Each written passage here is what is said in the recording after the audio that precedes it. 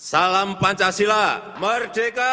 Kita sudah lebih dari 400 tahun sejak company, sejak VOC kita masih mengirim bahan-bahan mentah kita, mengekspor bahan-bahan mentah kita keluar. Sehingga kita tidak mendapatkan nilai tambah apa-apa. Oleh sebab itu, beberapa aset-aset besar yang kita miliki seperti Freeport yang sudah 50 tahun dimiliki oleh Freeport McMoran dari Amerika telah 3 tahun ini mayoritas telah kita miliki yaitu 51,2%. Apa yang kita ingin dari pengambil alihan ini adalah industrialisasi. Jangan sampai tambangnya ada di negara kita, di Papua, smelternya, industrinya ada di Jepang, smelternya, industrinya ada di Spanyol. Kita nggak dapat apa-apa. Pajak hanya dapat sedikit, royalti juga dapat sedikit, dividen dapat sedikit, lapangan kerja juga nggak dapat. Inilah yang harus kita balik bahwa bahan-bahan mentah yang kita miliki, tambang, pertanian, perkebunan, semuanya harus dihilirisasi agar nilai tambah berada di dalam negeri. Baru saja saya datang ke Grassberg di Freeport, 98% pekerjanya adalah warga negara Indonesia. Dan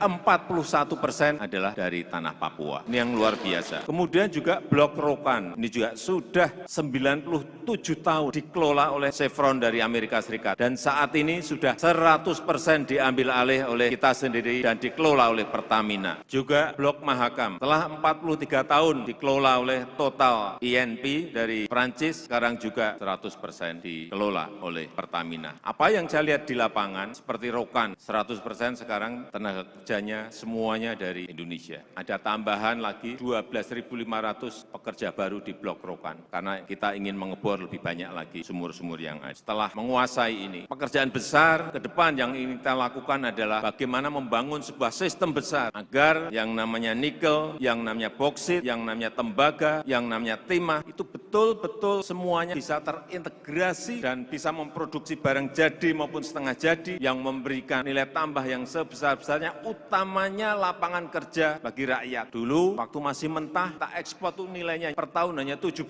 triliun rupiah. Setelah kita stop, 3 tahun ini, setahun bisa menghasilkan kurang lebih 360 triliun rupiah. Ini baru nikel. Boksit akan kita industrialisasikan, kita hilirisasikan di dalam negeri. Tambang tembaga ada di Papua, ada di Sumbawa, tambang nikel ada di Sulawesi, di Maluku Utara, di Maluku, tambang timah ada di Bangka Belitung, tambang boksit ada di Kalimantan Barat, ada di Bintan, semuanya harus terintegrasi sehingga ini akan menjadi sebuah ekosistem bagi kendaraan listrik yang ke depan memberikan sebuah masa depan yang cerah karena seluruh pasar negara-negara membutuhkan mobil listrik ini. Tetapi tentu saja tahapannya akan masuk ke baterai listrik terlebih dahulu. Saya hanya ingin memberikan sebuah bayangan, ekspor nikel dari 17 menjadi 360 triliun itu sebuah angka yang lompatan yang besar sekali. Tetapi apabila nanti menjadi sebuah ekosistem baterai dan ekosistem mobil listrik, itu akan memberikan nilai tambah ratusan kali. Bukan puluhan kali lagi, tapi ratusan kali. Karena inilah yang akan menjadi lompatan besar peradaban negara kita. Saya meyakini itu, walaupun kita ditakut-takuti soal Freeport, tetap kita terus. Meskipun kita juga ditakut-takuti masalah nikel, kalah di WTO, kita juga tetap terus. Justru kita tambah stop boksit. Nanti mungkin pertengahan tahun lagi akan kita stop lagi tembaga. Kita harus berani seperti itu. Kita tidak boleh mundur, kita tidak boleh takut, karena kekayaan alam itu ada di Indonesia. Ini kedaulatan kita dan kita ingin dinikmati oleh rakyat kita, dinikmati oleh masyarakat kita.